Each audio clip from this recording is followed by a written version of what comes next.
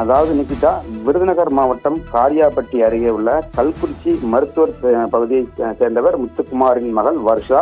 இவருக்கும் முத்துக்குமாரின் அக்கா மகனான யுவராஜ் என்பவருக்கும் கடந்த 2 மாதங்களுக்கு முன்னர் குடும்பத்தினர் முன்னிலையில் நிச்சயார்த்தம் நடைபெற்றதாக கூறப்படுகிறது. இந்த நிலையில் வர்ஷா யுவராஜை திருமணம் செய்ய விருப்பமில்லை என தெரிவித்ததாகவும் தெரிவிக்கிறது.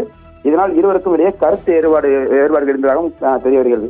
இந்த நிலையில் இன்று தனது வீட்டின் முன்பு துணி துவைத்துக் கொண்டிருந்த போது அரிவாளுடன் வந்த யுவராஜ் அங்கு அவரை சரமாரியாக வெட்டியிருக்கிறார். இதனால் வர்ஷா பலத்த காயமடைந்து ரத்த வெள்ளத்தில் கீழே கிடந்திருக்கிறார். அந்த நேரத்தில் மருத்துவமனை சென்றுவிட்டு வீடு திரும்பிய வர்ஷாவின் தாயாரான விநாயக ஜோதி மகளை காப்பாற்ற முயன்ற போது அவரையும் யுவராஜ் சரமாரியாக வெட்டியிருக்கிறார்.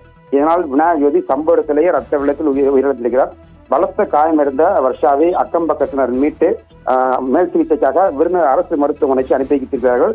சம்பவம் குறித்து தகவல் அறிந்து வந்த மல்லாங்கனர் காவல்துறையினர் விநாயக ஜோதியின் உடலை மீட்டு பிரேத பரிசோதனைக்காக அனுப்பி வைக்கப்பட்டிருக்கிறது. இதற்கிடையில் இந்த கொலை சம்பவத்தில் ஈடுபட்ட யுவராஜ் பயன்படுத்திய அரிவாளுடன் மல்லாங்கனர் காவல் நிலையத்தில் சரணடைந்திருக்கிறார். தொடர்ந்து அவரிடம் தீவிர விசாரணை என்பது நடைபெற்று வருகிறது. திருமண நிச்சயார்த்தம் முடிந்து திருமணத்துக்கு மறுத்த பெண்ணை வெட்டிய சம்பவம் என்பது அப்பகுதியில் பெரும் பரபரப்பாக பேசப்படுகிறது. நிக்கிதா.